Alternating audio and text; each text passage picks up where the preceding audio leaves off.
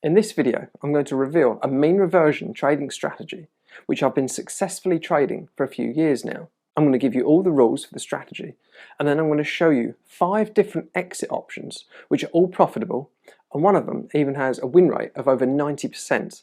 This isn't quite like my regular recent videos, where we've been testing already documented strategies across different forex pairs and sometimes different time frames. We'll be getting back to those pretty soon. This time, instead, I'm going to show you a mean reversion or reversal trading strategy which works specifically for pound-dollar forex pair on the daily time frame. I almost discovered this one by accident a few years ago, and since then I've tested another 4 different exit techniques and found that pretty much everything seems to work, suggesting to me that this entry technique does have a decent edge. Let me first show you how to spot the trades, then I'll run through all the different exits we're going to use, and then finally I'm going to reveal my favourite and which one that I've been trading live.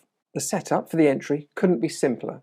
I mentioned we're looking at the daily time frame, and for a buy or a long trade, all we want to see is 4 red daily candles. Once we see that, we buy.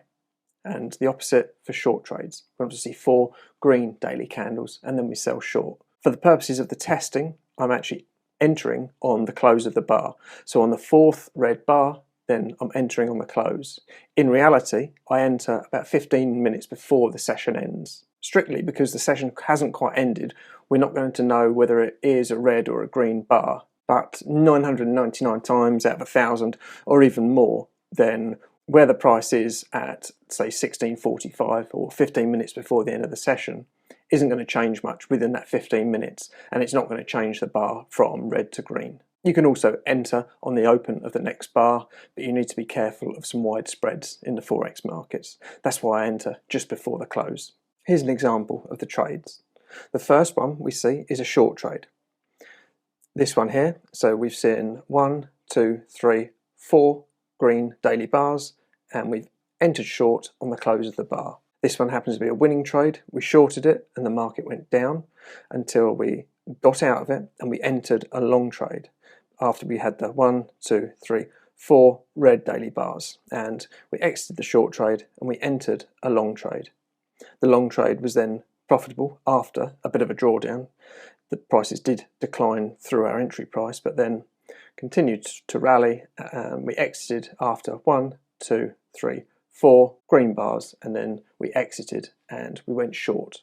This example, we're looking at the stop and reverse exit, but we have some more exits. So number 1, what we just seen, we got the stop and reverse. That means we're always in the trade, unless we hit the stop loss. And I've got down here at the bottom actually, I've got a fail-safe 500 pip stop loss. Most stop losses do actually hurt performance of mean reversion strategies, so I like to keep them wide and just have them as a bit of a fail-safe.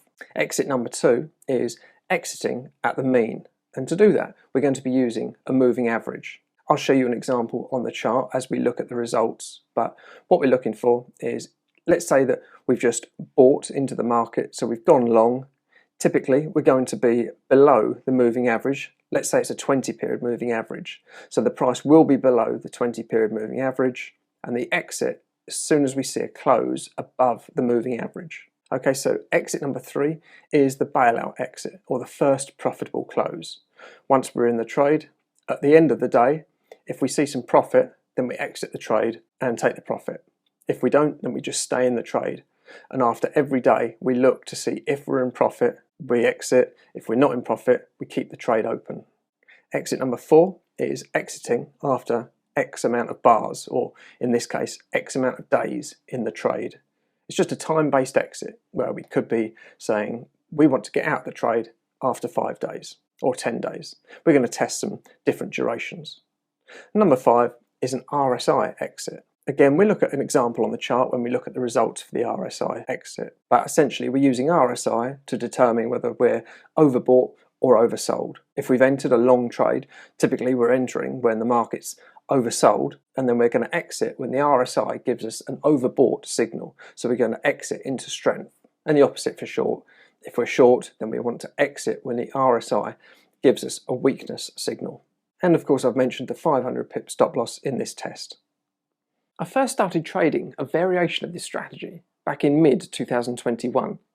Today I'm going to show you a backtest performance report, and it's going to go from January 2008 through to July 2023. So you're going to see the 2 years worth of out of sample data, or that 2 years, which is the most recent time where I've been trading the strategy. Hopefully, by me showing you a strategy which has been working, it'll help out some of you guys who have been struggling to create your own strategy or find some strategies which have an edge. That's why I'm doing this, and that's why I'm giving you all of the rules. I see too many videos here on YouTube, unfortunately, where people demonstrate strategies and they only have very limited backtesting or incorrect backtesting. Or sometimes they have a really good strategy and good backtesting, but they don't give you all the rules. They only give you half the rules. So there's no way that you could go and replicate the strategy for yourself. But that's not going to be the case for this strategy in this video. So let's go and have a look at the first set of results for the first exit, which is the stop and reverse type exit. Here we are then. Let's have a look at the performance report using the stop and reverse. I'll just show you the trades to start with. You can see that we're pretty much always in the market. If I scroll back, you can see that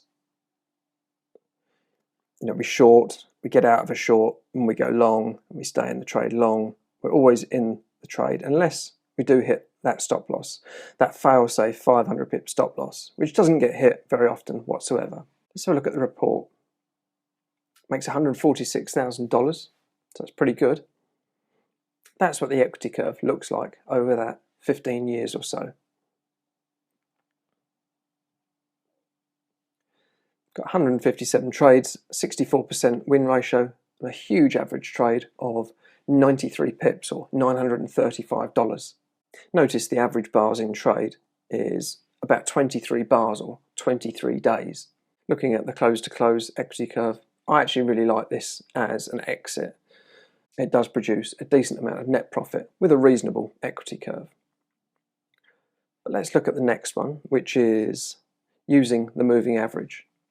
Now, I've made a slight modification to the entry when we're using the moving average, because most of the time, let's say this example here, we've got the 4 red daily bars.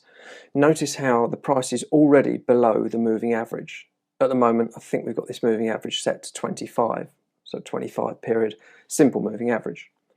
Most of the time the price is going to be below, but very occasionally I did notice that the price was already above the moving average and we had an entry. Our exit is when the price closes above the moving average. Here, for example, so we've shorted here and then we've got out when the price closed above the moving average here. In fact, this is a good example here. You see we've got 4 green daily bars, so normally we would have got out of our long trade after the 4 green daily bars and shorted here. However, our short exit in this case is when we see a close below the moving average. However, we're already below the moving average, so it would have closed the trade immediately. That's why I've made a slight modification to the entry on this version. So it says that the price has to be below the moving average to start with before we can go long, and for short the price has to be above the moving average before we can go short. Anyway, that's what the trades look like on the chart. You see here we've had 1, 2, 3, 4 green daily bars. The close was above the moving average, so we shorted. This was actually a losing trade, but notice how the exit was when we got a close below the moving average. Now, I've actually done an optimization, and I'll show you that optimization. I've used some different moving average lengths. I've got an input here, which is my moving average exit, and I've used some different lengths from 5 through to 50 periods in steps of 5. So look at the graph, and you'll notice that up the side here is net profit. You'll notice straight away that the one making most net profit was a 30 period, but anything from, let's say, a 20 period through to maybe a 40 period works pretty nicely. But everything works, even a 5 period, although it doesn't make too much, it does actually make money. We can see that a 5 period does actually make 35,000. So really, the choice is yours. They all have a decent average trade of 153 or more. And really, the shorter the period of the moving average, the less time we're going to be in a trade. And that's backed up by the total trades, the amount of trades.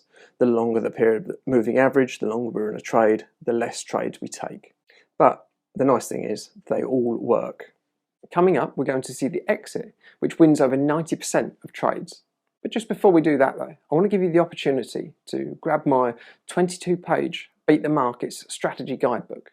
And in there's 3 more rule-based trading strategies, a little bit like we're testing here today. And like we're doing here today, I'll give you all the rules and show you the backtest report. At the moment, if you use the link down in the description, you can download that immediately, absolutely free.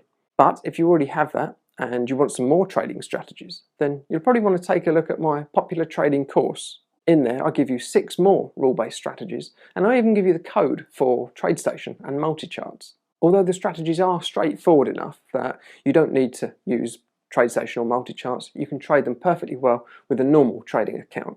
The links for the course are also down below in the description. So let's go and have a look at our next exit we're going to test. This next exit, or the third exit, is the bailout exit, or the first profitable close. And we can see from examples, for example here, we've had the 4 green daily bars, we've gone short on the close, and then we've held the trade just for 1 day, and then we've exited at the close for profit. And you can see that we do get quite a few more trades. Looking at the performance report, you can see that it makes 32,000, so not very much in terms of net profit. But we do have a very high win rate of 90.52%. You can see we do take a lot of trades at 232, and the average trade value at 139 is still pretty respectable for pound dollar. Looking at the equity curve, it's not the best. You can see that for the most part of that, we did actually go sideways. It's been working particularly well recently, and it did work particularly well back in 2008, 2009. Nonetheless, that's another exit option for us.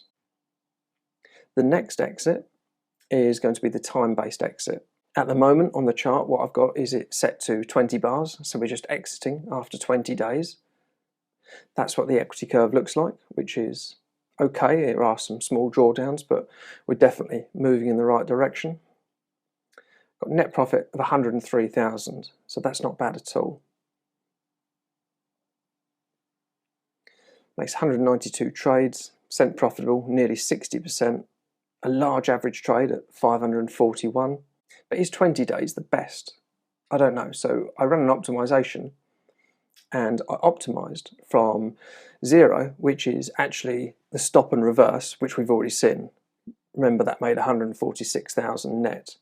That was the best. And then we've gone from 1 day right the way through to 50 days. So let's show the graph, and we can see that the first one here is the 146,000. That's the stop and reverse. And then we start at 1 and then all the way to 50. And you can see that as the exit gets longer, so does the net profit get higher, right up until the best, which is probably, what is that, 37, 38 days in the trade. But the point is, everything's working here, and it makes sense that the longer we stay in the trade, the larger the profit which we can capture.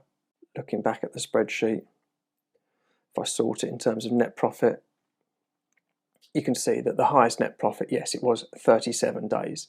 And that was even higher than the stop and reverse, which was 146,000 compared to 163,700. So that's the option of the time-based exit. And the last exit we want to look at is an RSI-based exit. You can see I've got the RSI indicator down the bottom, and it's not using the standard setting of 14. I'm using a setting of 5, so we're looking at a 5-day RSI. And at the moment we're using the standard 70 and 30 levels of oversold and overbought. And it's quite simple. If you look at this trade here, we've gone long here. We want to exit when the RSI goes above 70, and it closed above 70 here, so we got out. When we're short, we want to exit when the RSI drops below 30, and you can see that we've exited here. Let's have a look at a couple more examples.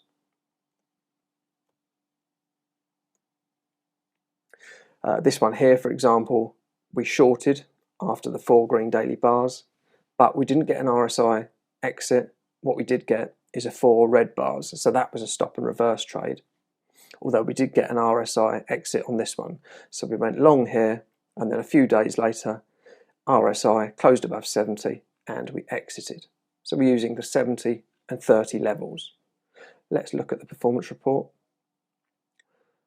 190 trades, 70% win rate, a large average trade, $398. Made 75,000 with a reasonable equity curve again. There's the close to close equity curve. So that was our last exit, which was based on strength and weakness, using RSI to determine that.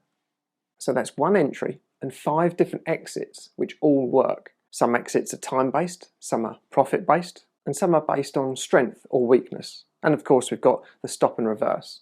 But which is my preferred exit, and which one do I trade live?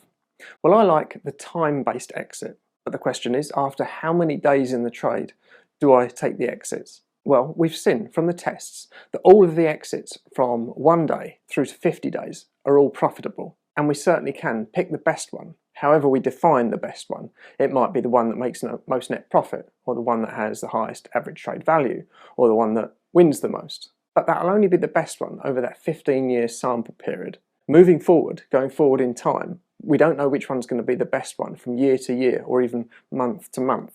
So rather than pick just one value, I actually choose 3. Then I take my allocated capital for that one trading strategy, and I split it into thirds. And then I trade 3 different exits using 1/3 of my capital for each of the exits. And for this particular strategy, I've been using exits of 10 days, 20 days, and 40 days.